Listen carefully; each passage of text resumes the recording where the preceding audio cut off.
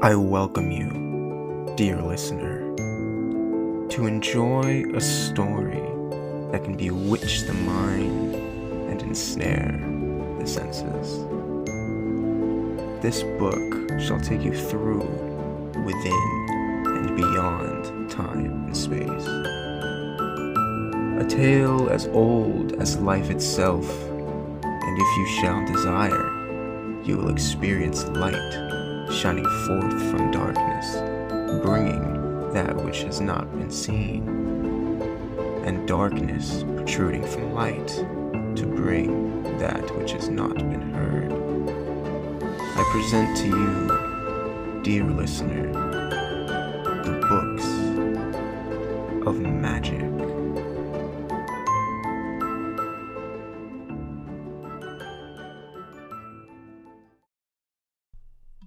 The Books of Magic, Book 104, by Neil Gaiman and John Bolton. Books of Magic, published monthly by DC Comics Inc., copyright 1990, DC Comics Inc.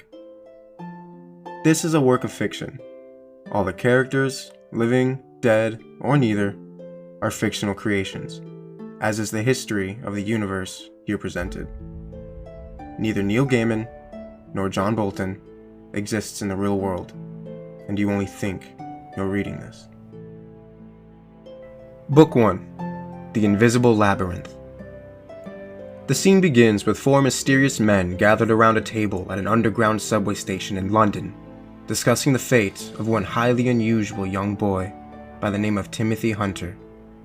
These men are John Constantine, a man named Mr. E, a man named Dr. Occult, and lastly, the Phantom Stranger.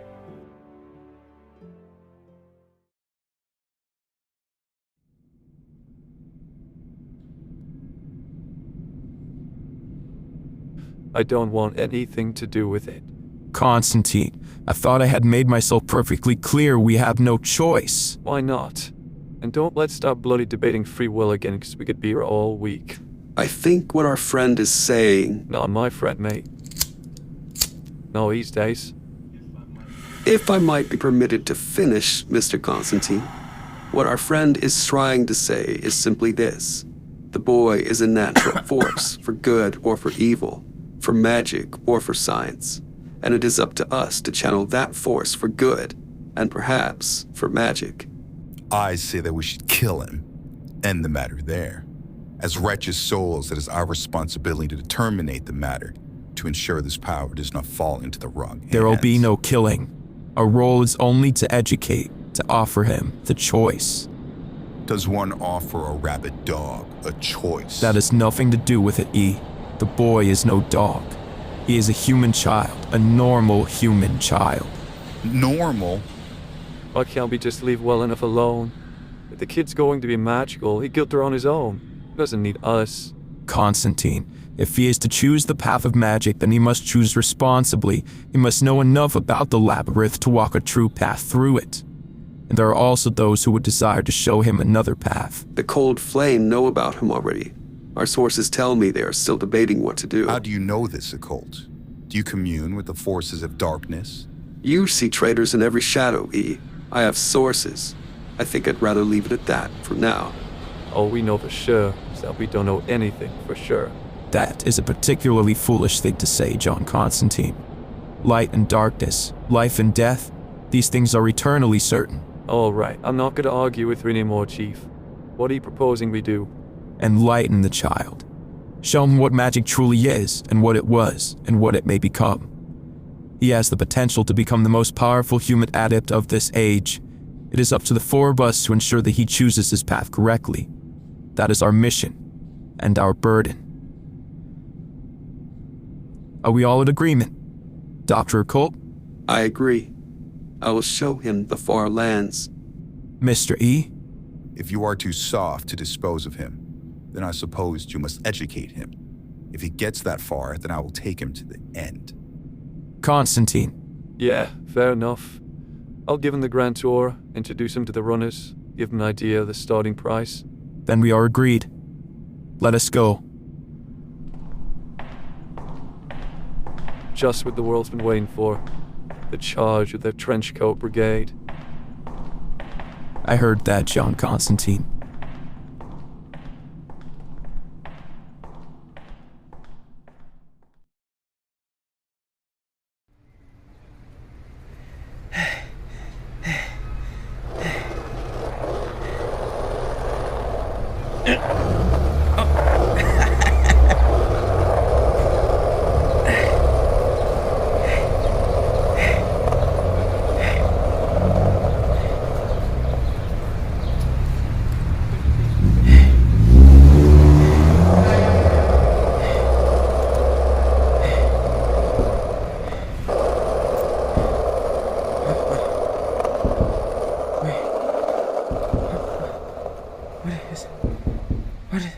Everywhere.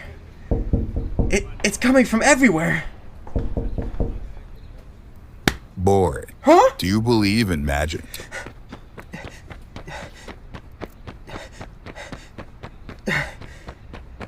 Oh God, who the hell was that? A weirdo? A pervert? I nearly jumped out of my skin. Still, lost him now. Timothy, we only want to talk to you. Oh God, another of them? God, they're everywhere. Can't catch me. Nobody catches me. Not cops, not perverts, not weirdos, not teachers, not anybody. Nobody.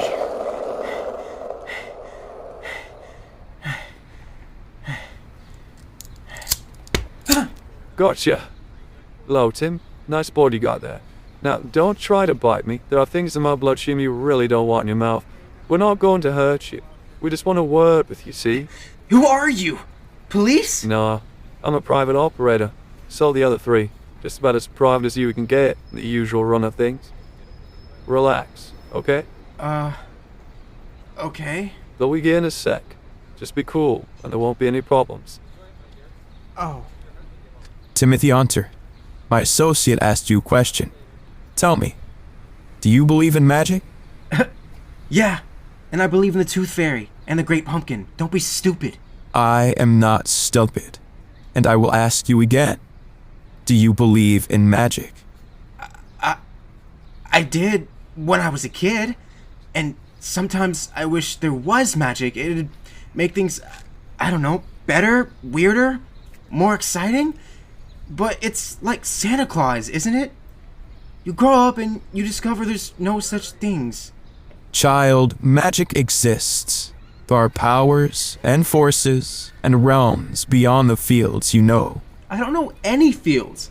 I'm a city boy. When I say fields, child, I do not mean... Don't you know when someone's winding you up? You're okay, kid. We haven't been properly introduced. I'm John Constantine. Hello? I'm Tim Hunter. Yeah. First rule of magic, don't let anybody know your real name. Names have power. You told me your name, though. Did I? Perhaps. But I'm just along for the ride. Not like these three. What's your name, then? No, were you listening? Never ask for a name. Ask instead what those you meet would like to be called. It will save you problems.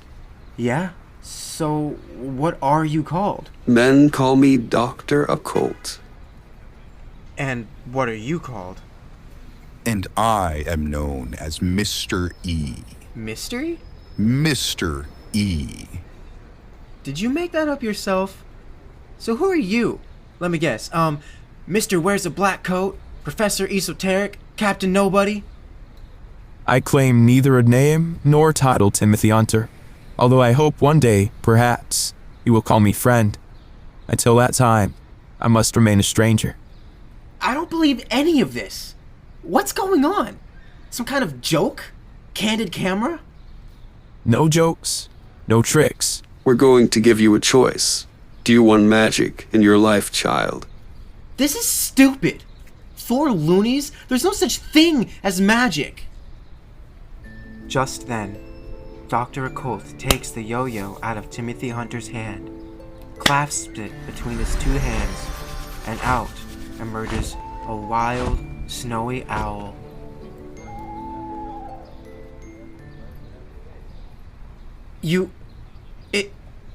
It was just a trick. A magic trick. No, not in the way that you mean anyway. Magic? Magic. Could I do that? If that is the route you wish to walk, Timothy, that is why we are here. Our role is to educate, Timothy, to show you the path of enchantment, of the art of gramarye and glamour. Whether you choose to walk it after that will be your own affair. Will you come with me, Timothy Hunter? If I could do that stuff, they'd have to treat me different, that's for certain. I wouldn't have to take crap from anybody. Not ever. Not ever again. I'll come with you. Where are we going? Through the door. Do you get paid for speaking in riddles or something? The past is always knocking at the door, trying to break through into its day. We will see the past, but we cannot influence it. Walk with me through the door. Just then, a large, massive door, about 7 or 8 stories tall, shoots up from the ground, exploding in a spring of light and color. It glimmers evanescently, like shimmering glass or diamond, leading to God knows where.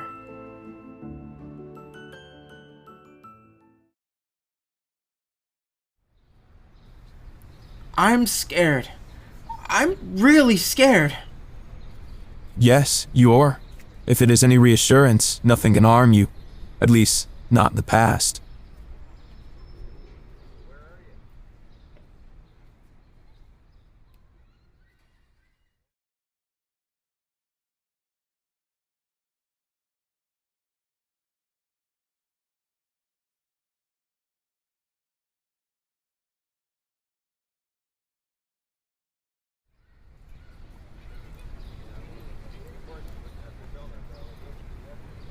I'm scared. I'm really scared. Yes, you are. If it is any reassurance, nothing can harm you. At least, not in the past.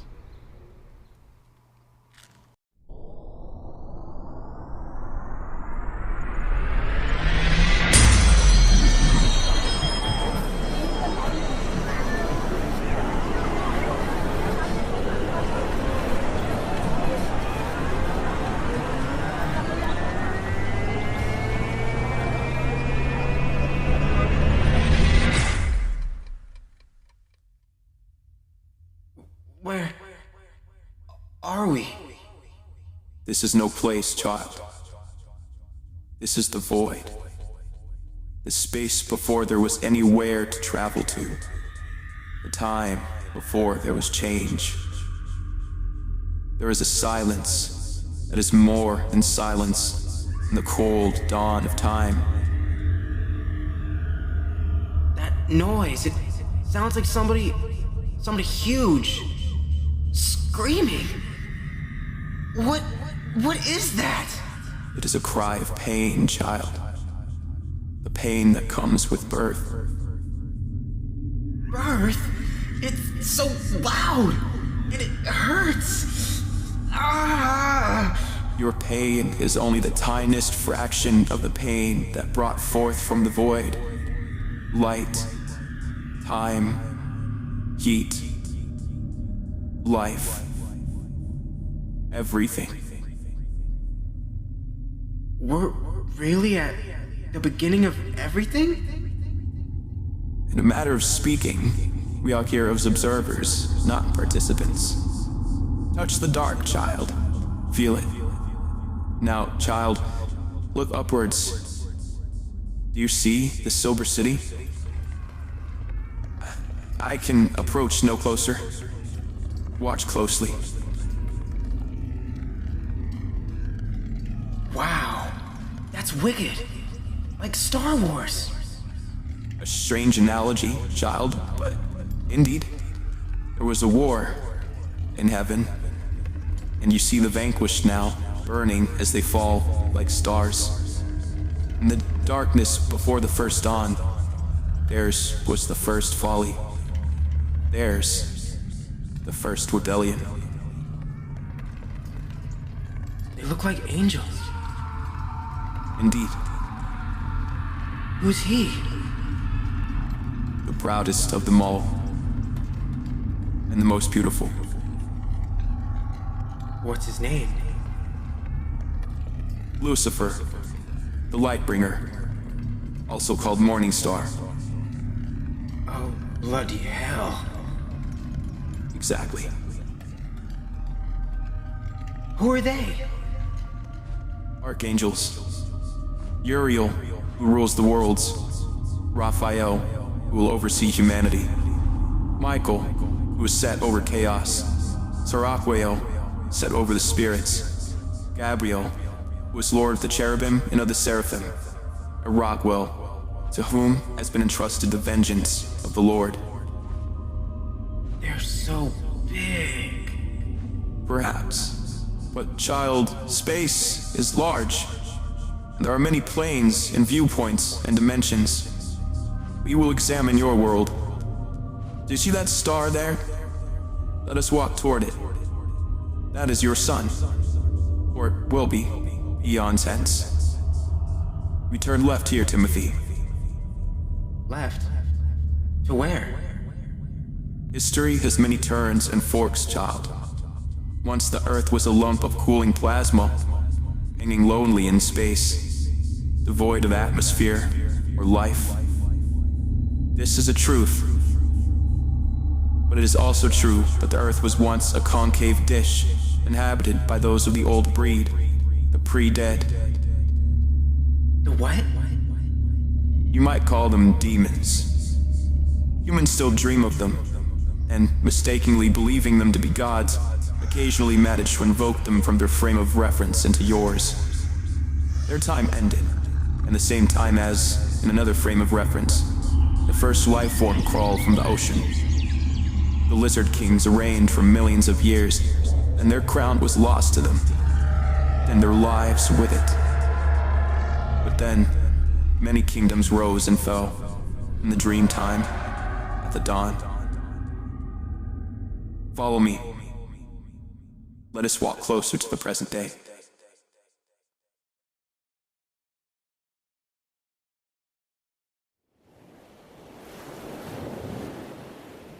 We are 50,000 years before your time, here to see the last and the greatest of the mage lords of a land the people of your time scarcely believe existed, long since taken by the sea. Is this Atlantis? Not exactly. The true Atlantis was taken by the waves before this. This is an outcropping, part of the archipelago left by the vanished continent, itself soon to vanish for good. Just then, Timothy looks down at the fallen city and sees a worn old man sitting atop a cavern shaped like a human skull. Just as Timothy notices him, the old man looks up and speaks to Timothy directly. What you have to understand about Atlantis is this.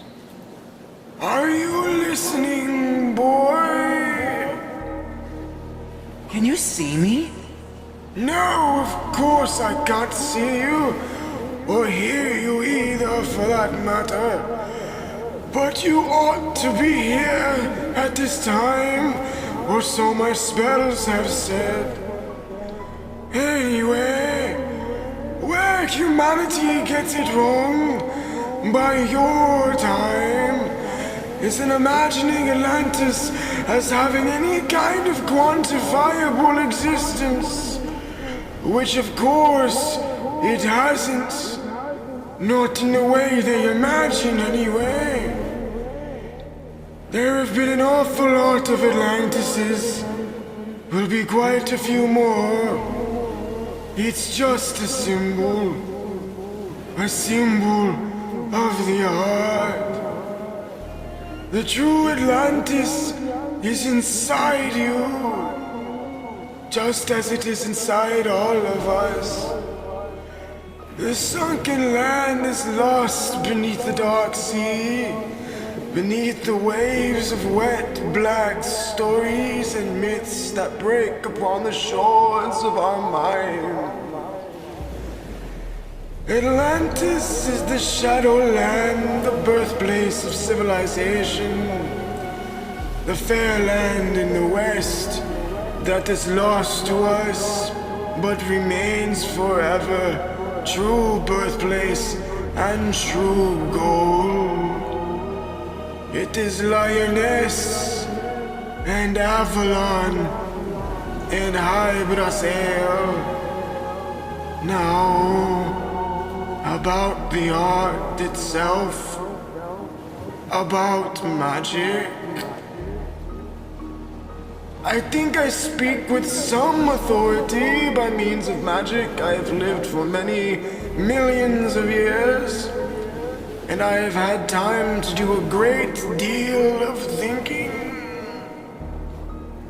And what I think is this: the whole thing's a crock of dirt, not worth the price I paid, not for 1 second.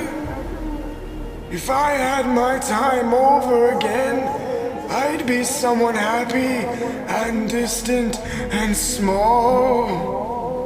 Live in a hole in the ground, maybe. Never get involved with the affairs of the great powerful. Never discover the joy of the art. That's the trouble, you know. Once you've begun to walk the path, there's no getting off it. There, I've said enough. Take him away, dog walker. Show him the next exhibit in this waxwork gallery of the past. And boy, don't take what they're offering. It's a crock. A big golden crock. The old skull face is grinning. Bony old hands indicate the word.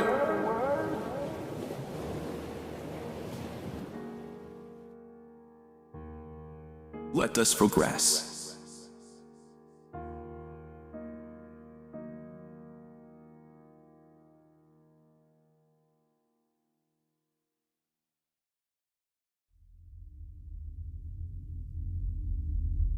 Walking the maze again. Follow me into the caves, walking narrow, winding paths, losing ourselves in the past, losing everything.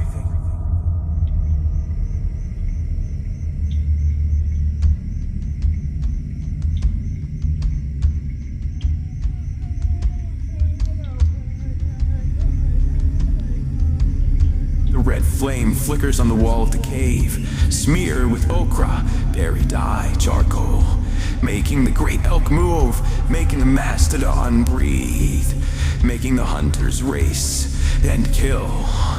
Watch them seeking to placate and understand the world above. This they know, this they understand. There is darkness everywhere outside. The dark is everywhere, and though the sun comes up and all the fires blossom and are tamed, the darkness is there, the darkness is waiting, and the things in the darkness that whisper before they feast, they are there to be placated and persuaded, they are there to be loved and sacrificed to, they are there to be prayed to and distrusted, and so there is magic.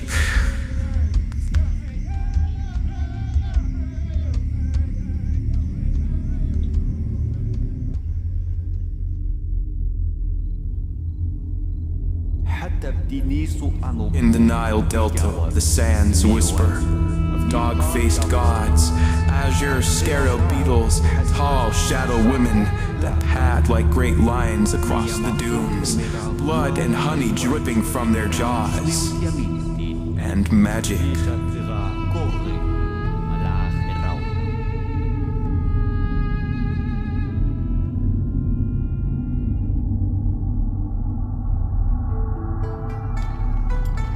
From far Chin and distant Chu, by the waters of the Yellow River, the dragons are walking, discoursing in sage analects, revere spirits, but keep them at a distance. The lords of the 9 heavens ride chariots of orchids, and the wool woman dreams of dark bamboo groves. The lord of the east comes to loosen her robes of white rainbow. She dreams they ride in a fish-scale chariot, flanked by griffins, and in the sky paper kites are fluttering. When she wakes, he is gone. For a while she loiters, pacing to and fro. She dreams again. From meetings and partings none can ever escape, nor from magic.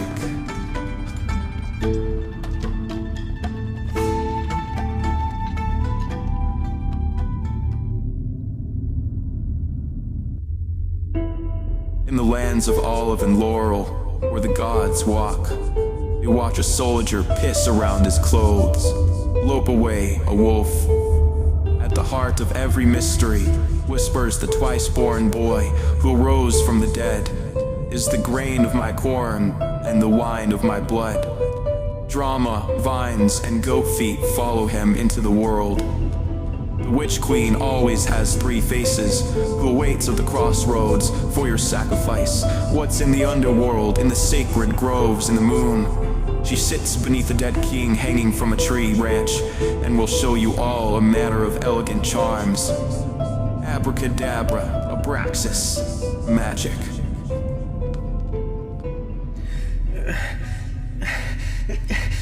Stop it, please, stop it. It's too much, too weird. I think I'm gonna be sick. I apologize, Timothy. I fear I showed you too much too fast. All these pictures, those places, it's overwhelming. Isn't there anyone I can talk to? We are adrift in time, child. We have no more reality than the glimmer of a dream. There is no one with the power to see you, except...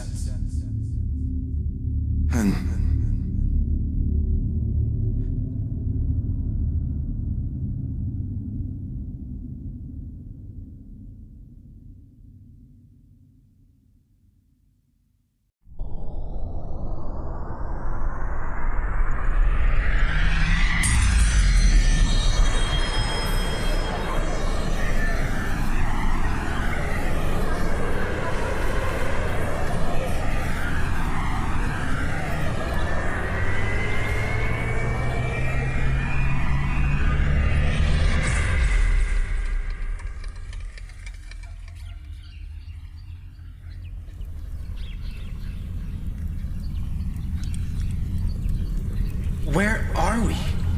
Nearer still to your time, child. Near to Winchester and England. What spirits come around me? Speak! Speak! Speak! Hello? What manner of creature are you? I'm a kid, a boy, and this is, I recognize you, brotherless one. What would you with me? As your master blazed to you, so I to this child. Ah, he tutors you, gives you your devoirs. I do not envy you. Please, what are you called? I am called Merlin. Merlin? But he's got a long white beard and... Not yet. Not for a long time. I'm only 14, and my chin is hairless. How come you can see us, talk to us? Nobody else could. I am the most powerful magician of this age. Even Blaze, my master, says as much. For I am the son of a devil, and magic burns in my veins. I must do as I will do. Demon blood. It's my strength, and it will be my undoing. It's all going to be a dreadful mess. I mean, I'll get Arthur up and running, swords out of stones and all that. Create the fleeting wisp of glory called Camelot, like a firework, a Roman candle that sputters its light through the dark ages and then fades from sight once more. If I saw it through, I'd make it work. You'd see. It'll all work just fine. But I won't. Nimue will come along, and I'll go painting after her like a dog fox in heat. Teach her too little magic to do her any good, and too much for her safety. All while trying to get into her petticoats. and then she'll entice me into a cave and bind me there with my own magic and leave me to rot. Hot demon blood. Still, it'll be interesting. Madden, who do you talk to? I see nothing. Of course you don't, Yasin. Now hush, and later I may let you play with my falcon. This is Yasin, and he is my friend, and I love him like a brother. We are sworn blood brothers, we two. But if you know what's going to happen, why can't you change it? Do something else. I'm sorry. I must do as I will do. Magic grants no freedoms, friend pupil. Everything it buys must be paid for. And as quickly as the vision had come, Merlin and his younger brother Yasin fade swiftly into the background, and Timothy and the phantom stranger find themselves floating in the blackness of the void once more.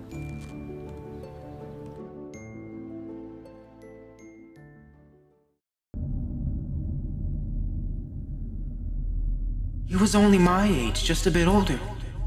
Yes. Could I do what he did? Could I be as powerful as Merlin? Powerful. Strange word to use in connection with him. I suppose so. There is no demon blood in your veins, child. But yes, if you choose that path, you could be the conduit for power that Merlin was. I'd like that. Perhaps you would. But it seemed like what he was saying was that it seemed like he knew his life wasn't going to work out, and he'd wind up in prison in a cave, and it wouldn't be worth it. No, I doubt one could say it was. And he was going to do it anyway? Tell me more things. Show me more. I want to see it all.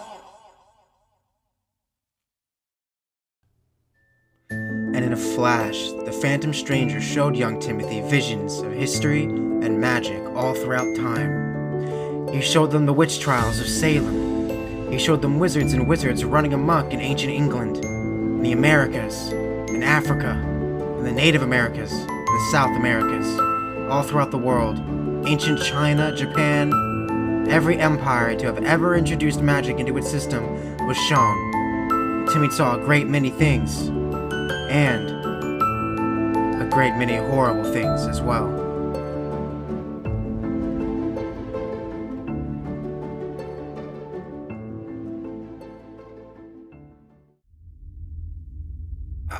I'm not sure I understood all that. People killed what they feared, Timothy. They burned and drowned and hanged those they saw as witches, the devil's servants, the wise women and the cunning men, the unfortunate, the lost and the strange.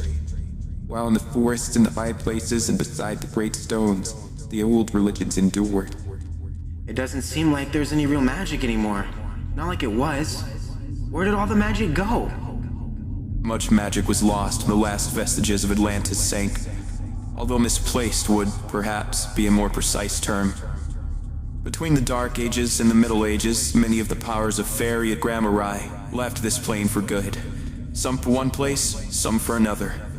And as science arose, it left little room for magic. Why? The difference in viewpoint. Science is a way of talking about the universe in words that bind it to a common reality. Magic is a method of talking to the universe in words that it cannot ignore. The two are rarely compatible. So what are you saying, that magic died out by my time? No, but wild magic is a thing of the past.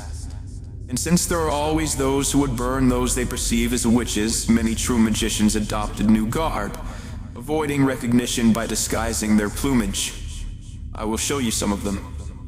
Come, let us walk further. The early decades of your own century, a tower in Salem, the room with no doors. His name is Kent Nelson.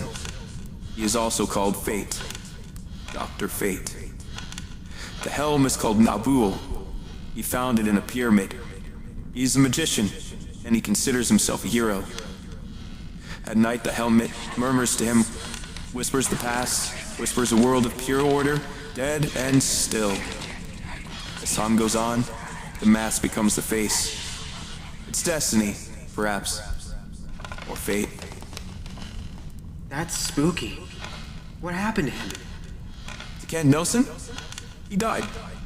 His flesh was mortal. The helm remains. John Constantine will introduce you to its current servants, and perhaps Mr. E will show you its fate. Assess hence. Please, take a seat. Wise men once pointed out the place to hide a fallen leaf is in a forest. Often the best hiding place is in plain view. Who's that? His name is Zatara. He's the father of a stage magician called Zatanna, still active in your day. Her? I saw her on Jonathan Ross. She was brilliant. There is a long lineage of enchantment. Listen to his life. Maestro, a drum roll, please. Thank you. Talking backwards. Because time will not go backwards. Because I will walk until I see an answer. Graffiti written backward on the wall, invisible. Because I am getting ahead. Watch my dust. The fears of the unknown. We kill the things we do not understand. Here, talk backwards. Animate a dream. Here, talk backwards. Glamours mask the fear. The need to get ahead. The burning need. Watch my dust, daughter, watch my dust. I need more than illusion. We do it with mirrors and rabbits, antlers and doves. When the magic appears, when the lights go up, when I am dressed in my top hat and my coat of many pockets, when I am talking backwards, then I knew that I was existing through the maze. And once I had gone past delusion, past the others, all the greats, the amazings, the masters of illusions, past all of them, once they had seen my dust, I found emptiness. The hollow place at the center of the maze. No returning, no way back. Not even speaking backwards. Not even walking backwards. I thought I had found my way to the center of the invisible labyrinth, and I had, perhaps, discovered no more than the entrance. Watch my dust. I retreated into safety, the world of illusion, in the stage, in the footlights, all eyes upon me, and no one really seeing, because I do not talk backwards, because I do not say, and the night does not become butterflies. I give nothing of myself to the audience, as I do it with mirrors and string and sleight. The delusion of illusion, and the hand deceives the eye. My life is strobed like lightning by a follow spot. And looking backwards, I can only see the corpses of the animals and birds who strutted with me on the darkened stage and helped me fool them all. Charms of birds and hats full of dead rabbits. They watch my dust. I take my last bow with pride, as proudly as befits a conjure man. Going down in flames, and up in smoke. There is no walking backwards, and I am lost in the labyrinth invisible. I cannot retrace my steps. I wrote my name on the wall of the invisible labyrinth. I was so delighted in my studies, gave my whole time and heart to the pursuit. I wrote my name, but I can find it no longer. My ashes blow like dust around the invisible labyrinth.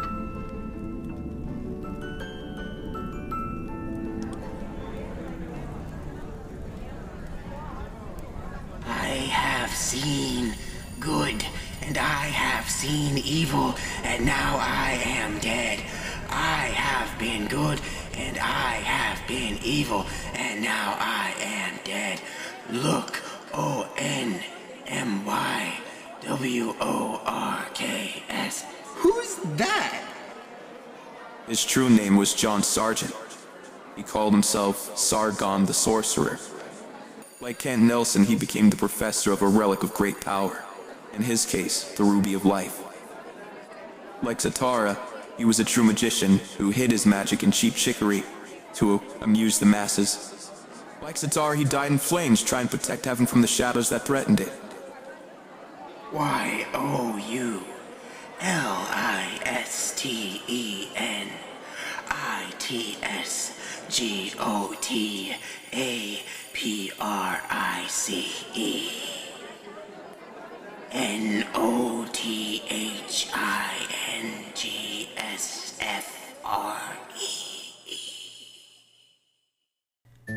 The man we just heard was a man sitting next to Timothy and the Phantom Stranger while watching Zatara's performance.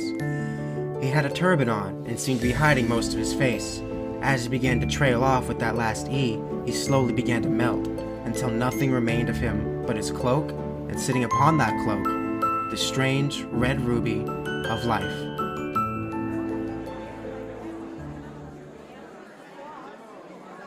Would you like it? I don't know. A sensible attitude. You have begun to walk a path into knowledge, child. By the end of your path, you will have the information to decide what it is you do want. Push through that door. Beyond it are monsters and saints, and sinners and freaks, more remarkable than anything you've seen on our travels through antiquity. The journey has only just begun. However, I have taken you as far as I can take you, child.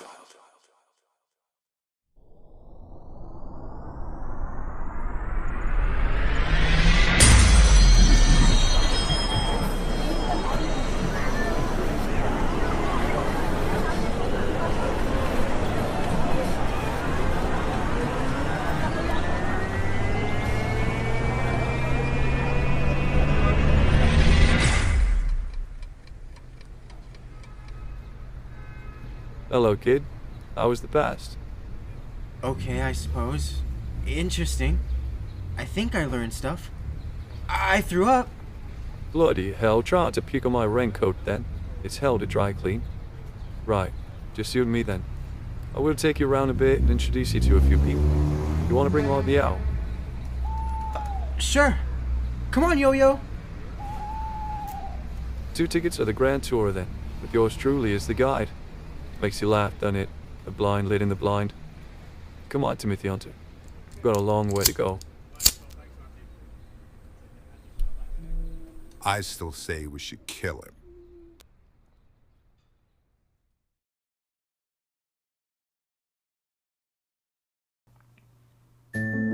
And thus concludes the first book in the 4-part series by Neil Gaiman and John Bolton, The Books of Magic.